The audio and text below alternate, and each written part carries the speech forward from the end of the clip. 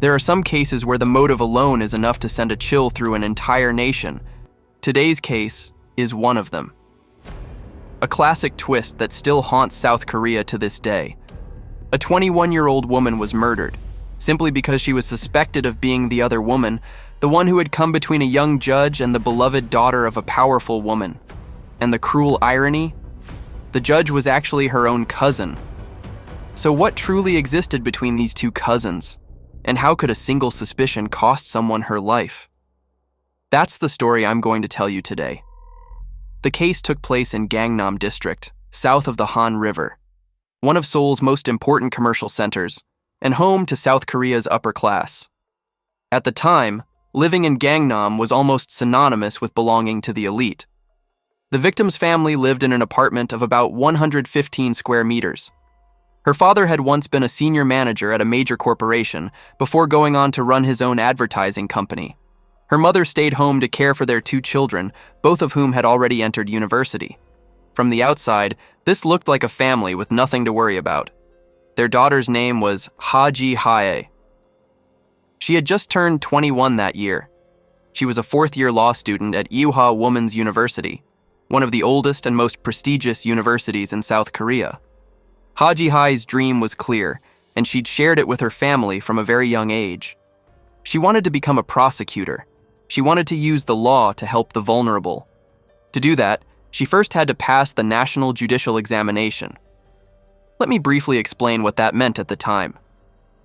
South Korea's judicial examination was considered one of the most brutal tests in the entire country.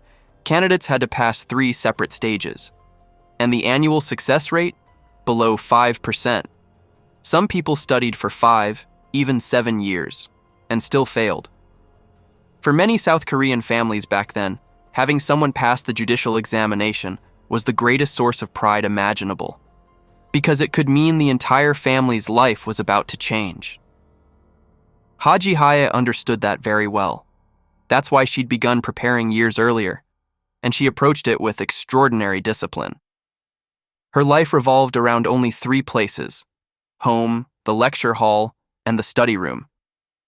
Apart from classes and dinner with her family, she spent nearly all her time studying. On some days, she felt that even sitting down for a proper meal was a waste of time. So the moment class ended, she'd head straight to the study room, eating bread as she walked. Once she began preparing for the exam, her social life shrank dramatically. The only people she still saw regularly were her family and a few close friends. But Ha Ji-hye wasn't the type who only cared about studying. Everyone who knew her described her the same way: cheerful, outgoing, kind-hearted, considerate of others. From elementary school through high school, she was always class president. She wasn't just a top student, she was physically strong, with a fierce sense of justice.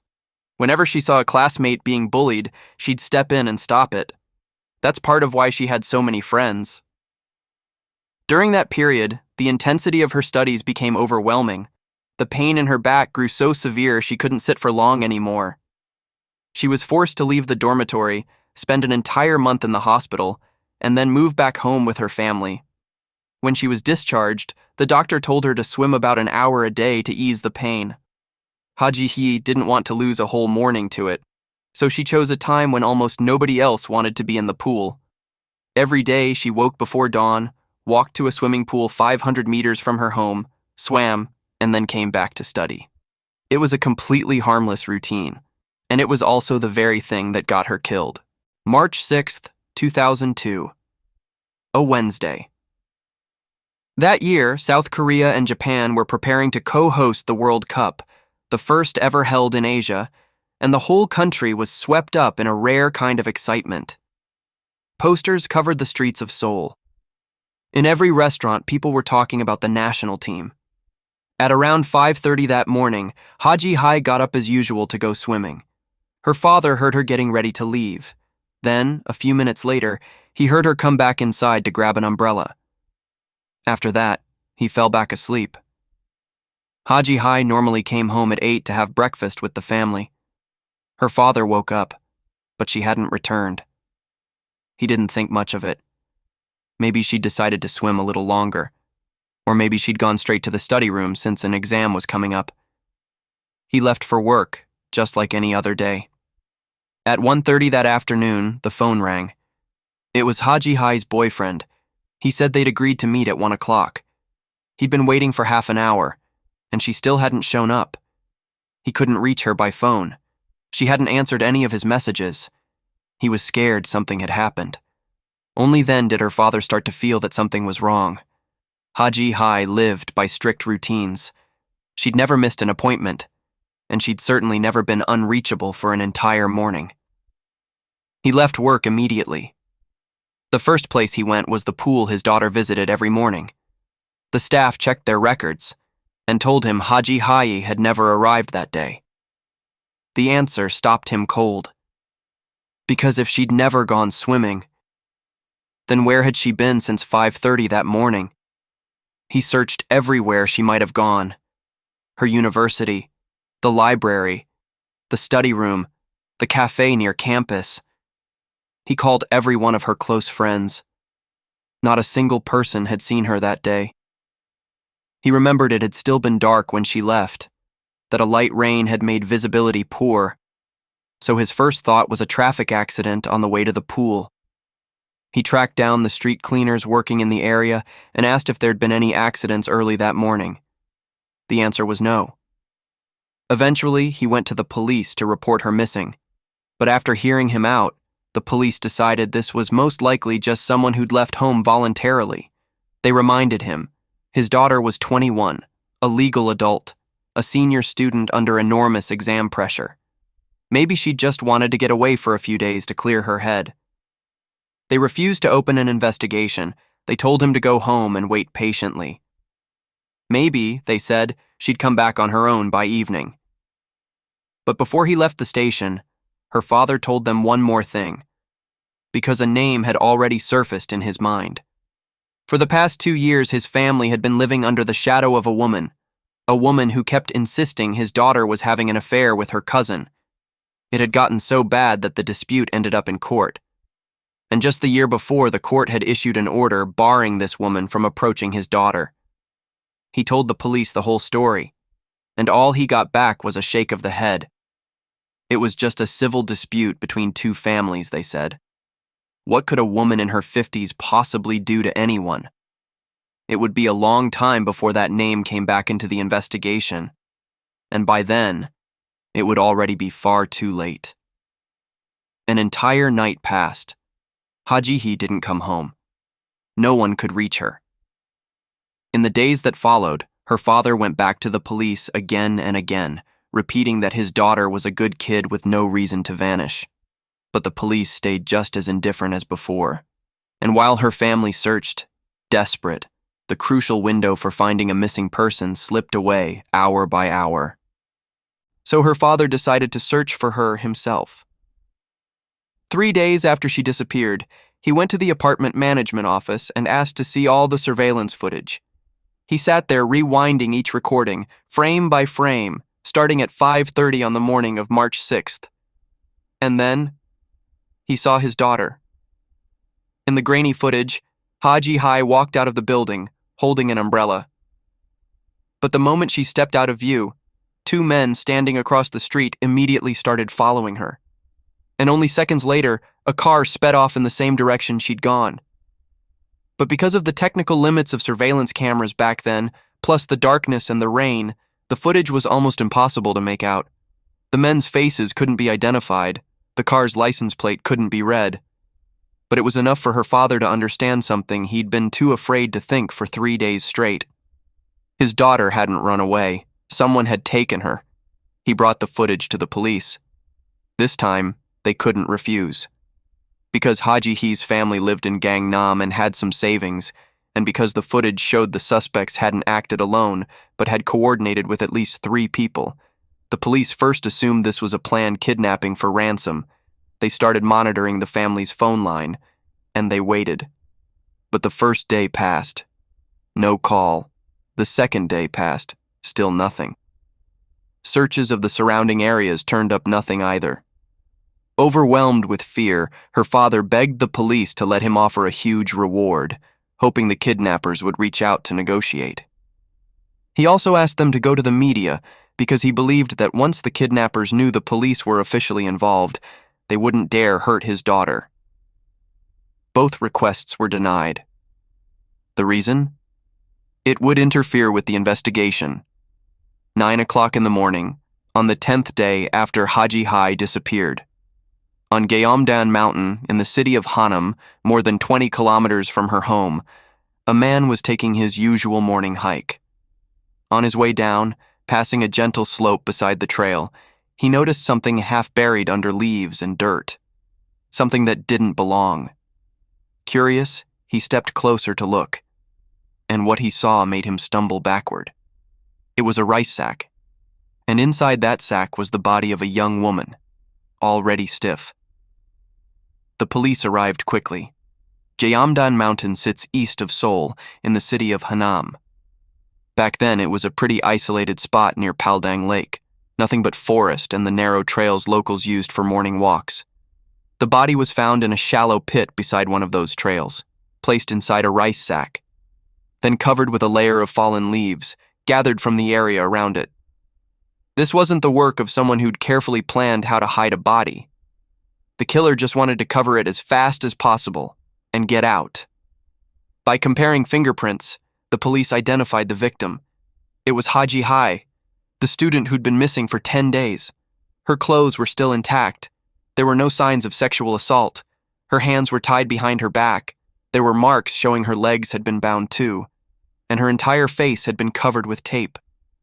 The way she'd been restrained suggested she'd been held captive for some time, not attacked and killed on the spot. The police combed the entire area and came back with almost nothing. No fingerprints on the sack, no unusual traces around the scene, no scattered blood, no unfamiliar footprints, and most importantly, no sign that Ha Ji-hye had struggled or been dragged across the ground. That last detail made the investigators stop cold. She'd already been subdued, to the point she couldn't resist, before she was ever brought there.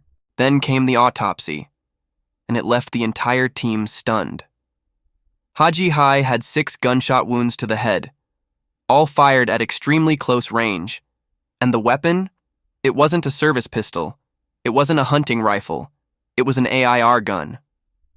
On top of the 6 gunshot wounds, there were numerous other injuries on her body, suggesting that before she died, she'd been treated with real brutality. Let me explain why this detail was so shocking. South Korea has some of the strictest gun control laws in the world. Ordinary citizens have almost no legal way to own a firearm. Under the rules at the time, even South Korean police officers weren't allowed to carry their guns once they were off duty. In the overwhelming majority of Korean murder cases, the weapon is a knife, a blunt object, a ligature. A victim shot 6 times in the head? Almost unheard of. It meant the killer had prepared in advance and gone through some illegal channel to get that gun. But there's one question that, even to this day, has never been answered. When exactly did Ha Ji-hye die? The forensic experts couldn't agree. Some believed she was killed on the same day she disappeared. The crime happened in that transition from late winter into early spring, when temperatures were still low, and the spot where she was found sat near a ravine, close to the lake, colder still, slowing decomposition dramatically. But other experts looked at the state of the scene and offered a theory her family could barely stand to hear. That Ha Ji-hye might not have died until about 8 days after she vanished. And if that theory was right, it meant she'd stayed alive somewhere for nearly a whole week. And during that same week, her father was running across Seoul searching for her, while the police kept telling him to go home and wait. To this day, the exact time of her death has never been established. The only certainty, it happened somewhere between the morning of March 6th and the morning of March 16th. Once the body was found, the case was immediately upgraded to a murder investigation, and a special task force was formed. Because the injuries were so severe, and because a gun had been used, police believed this had the hallmarks of an organized crime group or a hired professional killer. And if this was a contract killing, then someone had to be carrying an extraordinarily deep grudge. But here was the problem. Ha Ji-hye was just a 21-year-old student who hadn't even graduated. Who could possibly hate her enough to pay to have her killed? The police started examining every relationship in her life. classmates, professors in the law department, neighbors, pool employees, the study room manager. Nearly all of them told the same story. Kind, cheerful, hard-working, with virtually no life outside her studies. Her routine was so consistent, everyone around her could describe it in detail. And the deeper the investigators dug, the more the case seemed to lead nowhere. To make an enemy, you at least have to cross paths with someone. But Ha Ji-hye barely met anyone at all. In the early stage of the investigation, the case got huge coverage in the Korean media, because the victim was a beautiful young woman at a prestigious university. And that's when her family was made to suffer all over again. One newspaper reported that her phone book held the numbers of several lawyers and prominent public figures, then insinuated she might have had improper relationships with some of them. The reality? Ha Ji-hye had exactly one boyfriend. Those numbers simply belonged to professionals a law student preparing for the bar might need to ask about her future career. Everyone who knew her insisted they'd never heard a single rumor tying her to another man, but nobody printed a correction. And so, while her family planned her funeral, they were also forced to read that filth in the papers. Ha Ji-hye's diary mentioned arguments with her boyfriend, so naturally he became a suspect too. He explained they'd only had the minor fights every couple has, that they always made up fast, and that they'd actually already started talking about marriage. Their families and everyone around them confirmed it. He also had a complete, credible alibi for March 6th. He was cleared, and with that, the last remaining lead in the investigation slammed shut. So the police went back over the neighborhood one more time, this time hunting for witnesses. But the crime happened at 5:30 in the morning, when most residents were still asleep, so almost no one had seen a thing. And once again, it was Ha Ji-hye's father who took the initiative. He printed the flyers himself and went door to door with the police, questioning anyone known to be an early riser. And this time, it worked. A man from the neighborhood came forward with a crucial lead. According to him, a few days before the crime, he'd noticed an unfamiliar car parked near Ha Ji-hye's home. At first, he thought nothing of it, but the same car came back day after day, and it didn't belong to anyone in the area. And the most striking part? After the day of the crime, that car was never seen again. He also said there were several men inside, acting suspicious, in their 30s or 40s, and one of them stood out, fairly long hair, rough skin, and severe acne scarring across his face. Based on that description, the police put together a composite sketch and spread it all across Seoul, hoping someone would recognize him. But the person who finally recognized that face was Ha Ji-hye's own father. He said that when he saw the sketch, it suddenly reminded him of a strange encounter, one he'd completely forgotten for months. It wasn't the hair or the manner that got him. It was the scars. A few months before the crime, a man surnamed Kim had come to his company several times, always lingering far too long. He dressed neatly, carried himself like a successful businessman. He introduced himself as a rep from a trading company, claiming a mutual acquaintance had referred him to discuss a possible investment partnership. But the longer they talked, the more the father sensed something was off. The man seemed to know almost nothing about the business he supposedly worked in. Every question got an evasive answer. He couldn't even handle the most basic questions about his own company. And yet, he was strangely fascinated by the daily lives of all 4 family members, who did what, where they went, where they studied. He also kept trying to lure the father out of the office to meet somewhere else. Suspecting a con artist, the father asked him point blank, "Who referred you?" The man had no answer. And after that meeting, he vanished, never came back. But Ha Ji-hye's father had kept the business card the man left behind. The police ran it down, and it confirmed everything he'd feared. The name on the card was fake. The company was fake. It didn't exist in any business registry.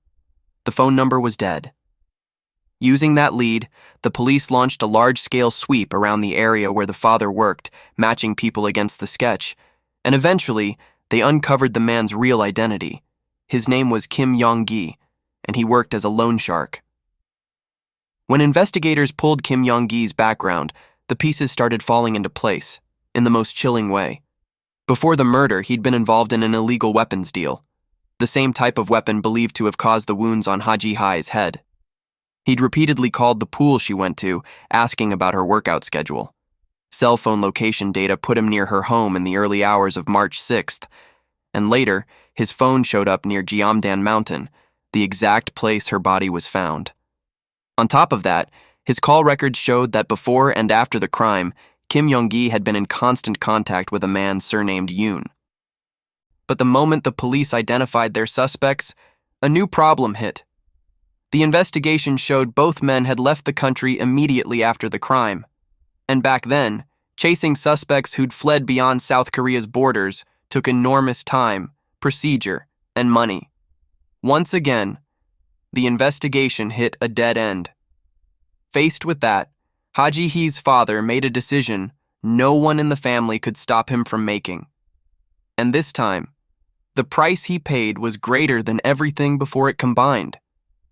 He nearly emptied the family's entire savings, sold the company's assets, sold their home, and then he traveled overseas, alone, to hunt for the suspects himself.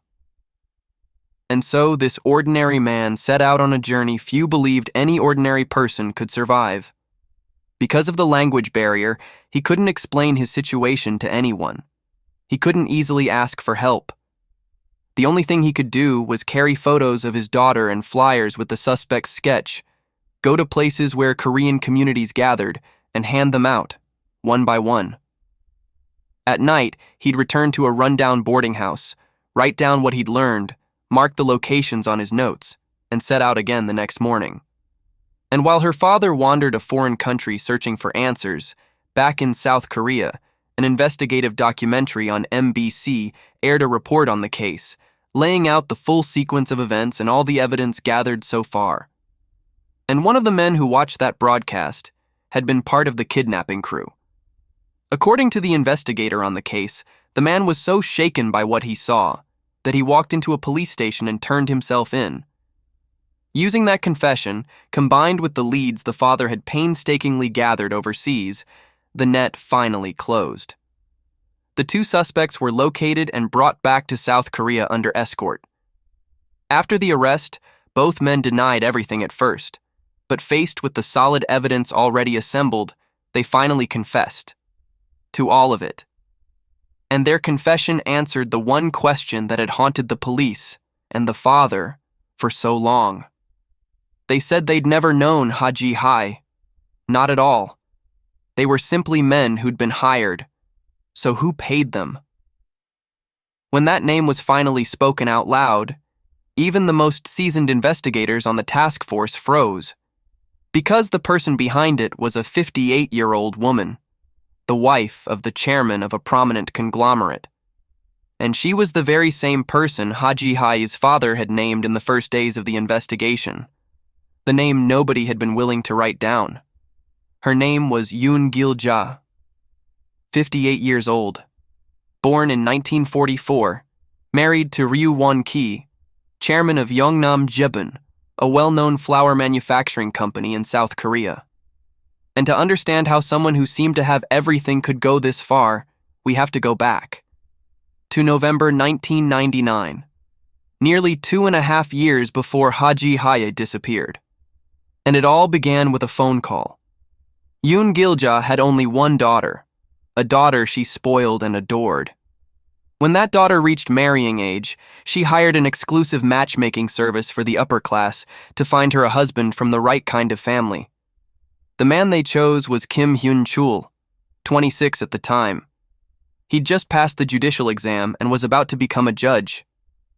Kim Hyun-chul didn't come from money. In fact, his family was poor.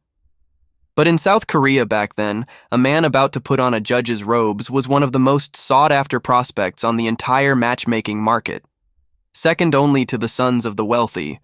For Yoon Gil-ja, having a judge for a son-in-law was enough to let her hold her head high in her social circle. And here's the most important thing you need to remember.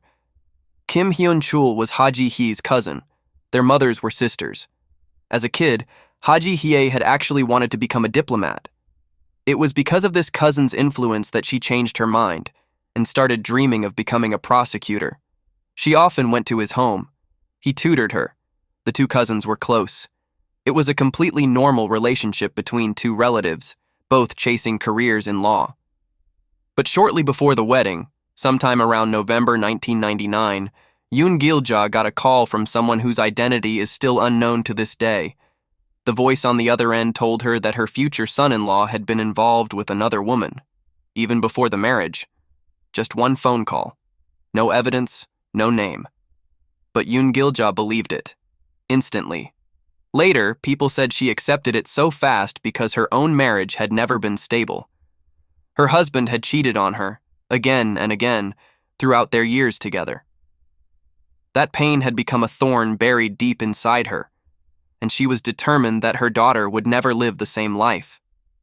And yet, the wedding still went ahead. Lavish, extravagant, with Gil-ja paying for all of it. Then one day, Gil-ja overheard her son-in-law on the phone, and the voice on the other end was clearly a young woman. It was a woman Kim Hyun-chul had known before the marriage. Gil-ja marched over and demanded to know who it was. Kim Hyun-chul panicked, and in that split second, he blurted out the first name that came to mind. He said it was his cousin, Ha Ji-hye, calling to ask about the judicial exam. He only meant to get himself out of an awkward moment at home. But the name that slipped out of his mouth landed in the most dangerous place imaginable. From that second on, Gil-ja had a target, and from then on, everything she saw was bent to fit the conclusion she'd already reached. 2 years before the murder, Kim Hyun-chul finished his training at the Judicial Research and Training Institute and was getting ready for his graduation ceremony. The day before, his parents traveled up from their hometown to attend, but his wife claimed she was tired and refused to host them, forcing the elderly couple to go stay at Ha Ji-hye's home instead. This made Kim Hyun-chul furious. The next day, at the meal after the ceremony, he refused the food his wife put in his bowl, his way of showing he was upset. Ha Ji-hye, sitting beside him, didn't seem to catch the tension, so she put a few dishes in his bowl too. And without thinking, Kim Hyun-chul ate them. Gil-ja saw the whole thing. To any normal person, it was just a polite gesture from a younger cousin.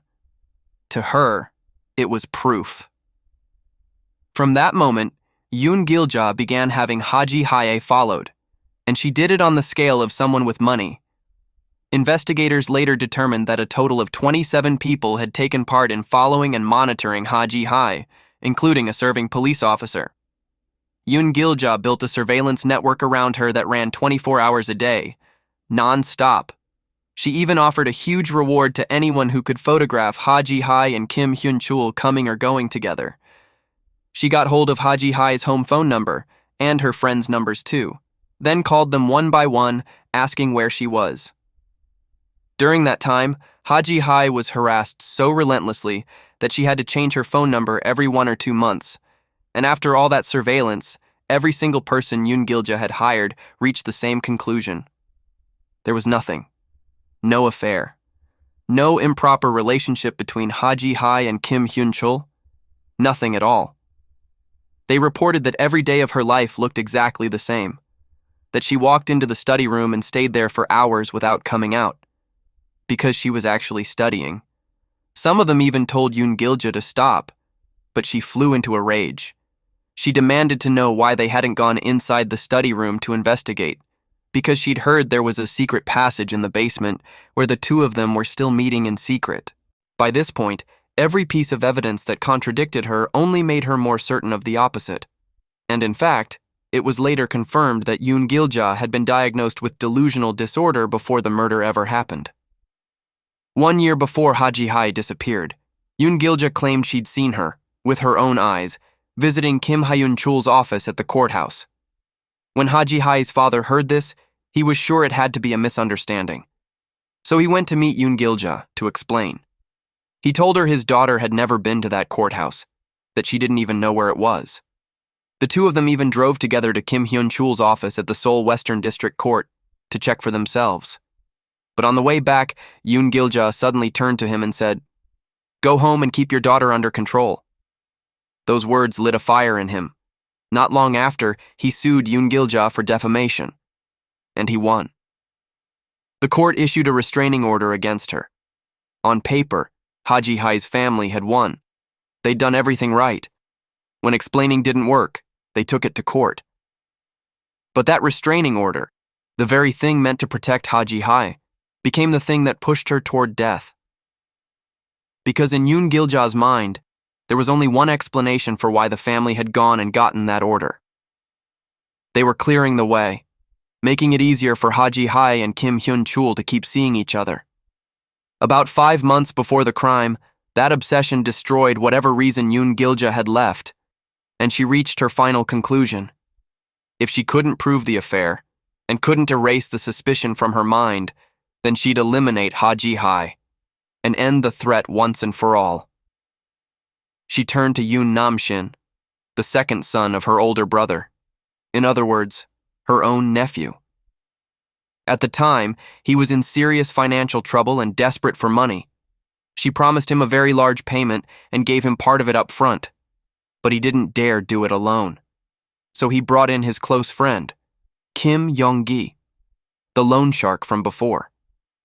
At first, they planned to grab Ha Ji-hye right away, but she was still living in the university dormitory, which made her nearly impossible to reach. In other words, as long as Ha Ji-hye stayed inside that dorm, they couldn't touch her. And the thing that finally drew her out of that safe place wasn't a person, it was her own back pain, the result of months spent studying until her body gave out.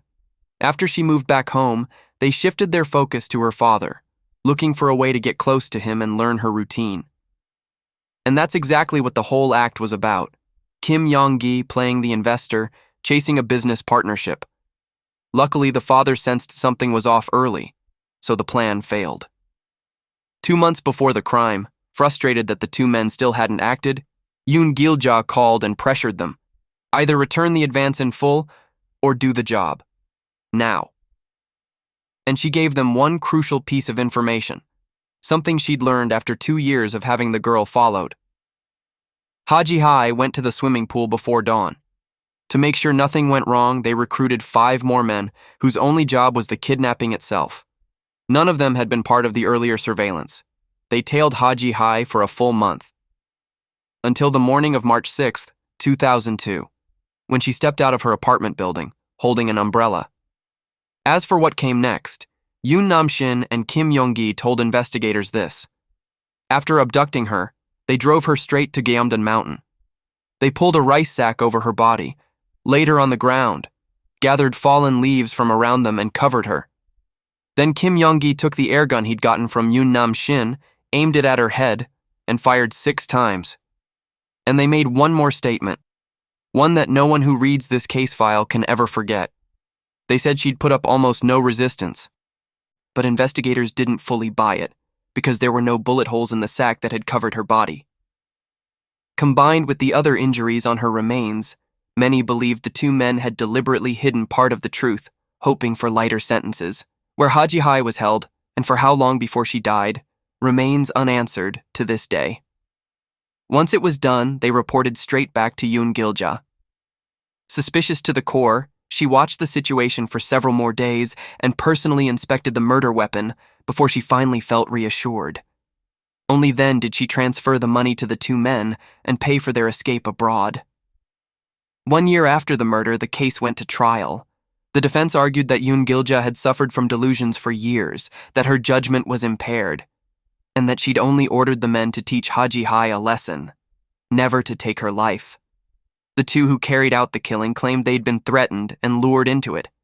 The court rejected every single argument. At the appeals trial, the panel of judges said something that left the whole courtroom silent. If this had happened 10 years ago, a case like this would have ended in a death sentence. That remark pointed to a hard fact, that after 1997, South Korea had effectively stopped carrying out executions. In 2004, the Supreme Court handed down life sentences with no reduction to Yoon Gil-ja and to the two men who did the killing, Yoon Nam-shin and Kim Yong-gi. But the story didn't end there. After the verdict became final, the two killers suddenly changed their story. They now claimed Yoon Gil-ja had never ordered anything, meaning they were admitting they'd lied in court. And if that new testimony were accepted, she could get a retrial and walk free of the mastermind charge. which created a bizarre, unprecedented situation.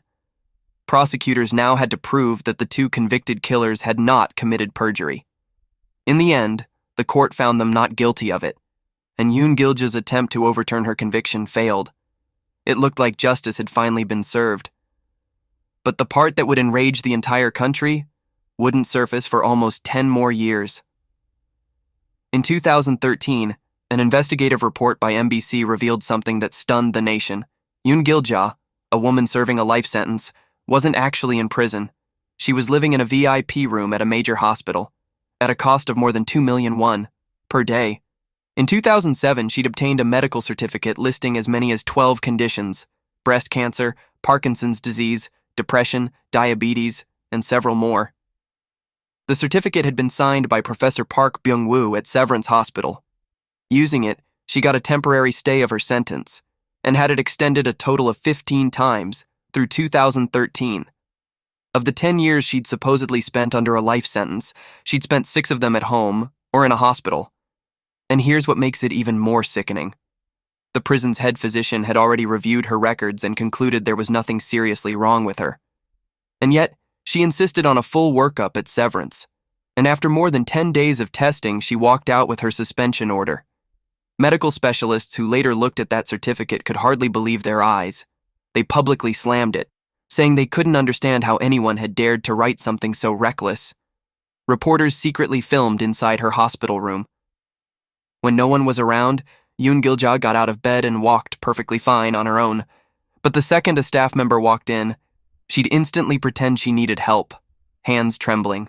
Once the deception was exposed, she was forced back to prison. But those who helped her? They got an outcome that many South Koreans still can't accept. On November 9, 2017, the Supreme Court upheld the final ruling. Ryu Won-ki, her husband, the man who'd used company funds to pay for that luxury hospital room, got 2 years, suspended for 3. Professor Park Byung-woo was fined just 5 million won. Not one of them spent a single day behind bars. And on the other side, Ha Ji-hye's family had fallen apart long ago. Her father left Seoul in 2006 and moved to Gangwon to live alone, because every time he looked at his wife, the conversation drifted right back to the daughter they'd lost. Their son moved out and lived on his own, and Ha Ji-hye's mother moved to Hanam, where she lived alone, in a house that looked out at the very mountain where her daughter's body had been found. Going 2 or 3 days without food became normal for her. In her final years, she survived almost entirely on alcohol. For 14 years, she never registered her daughter's death. Then, as if she sensed something, she finally filed the registration in early 2016. And a few days later, on February 22, 2016, she was found dead, alone, in her home, at 64. Police ruled the cause was malnutrition. At the time of her death, she weighed just 38 kilograms. On March 4, 2016, in pouring rain, Ha Jin-young, Ha Ji-hye's older brother, 39 years old, stood alone outside the former headquarters of Yeongnam Jibun in Busan. In his hands, a sign condemning the chairman, and on it these words: "The courts, the last stronghold of justice, must awaken." As for Kim Hyun-chul, the man at the very center of this storm, he stayed silent for 11 years. It wasn't until 2013 that he spoke publicly for the first time. When asked why he'd done nothing while his mother-in-law grew obsessed with Ha Ji-hye, he answered that on one side was his wife's mother, and on the other, his cousin. And as a judge, he felt he needed to stay neutral. But one thing truly did change. On July 31, 2015, South Korea's Criminal Procedure Act was amended. Article 471, paragraph 2, now required every local prosecutor's office to set up a committee to review all requests to suspend or extend the suspension of a sentence. From that point on, a single medical certificate was no longer enough to unlock a prison door. And that same amendment did one more thing. It completely abolished the statute of limitations for murder. The loophole that had tormented Ha Ji-hye's family for 13 years was finally closed. In 2021, Ha Ji-hye's father sent a letter to the team revisiting the case. He wrote that if the woman who'd ordered his daughter's murder had shown even a trace of remorse, even one sincere apology, his heart wouldn't be carrying this much bitterness. 27 people followed Ha Ji-hye for 2 years, searching for something that never existed. And in the end, all they ever found was a 21-year-old woman, walking from home to university, from university to the study room, and from the study room back home, day after day, preparing for an exam she would never get the chance to take. So, what do you think about this case, and about the people who stayed silent when they could have spoken up? Leave your thoughts in the comments below. That's where today's video ends.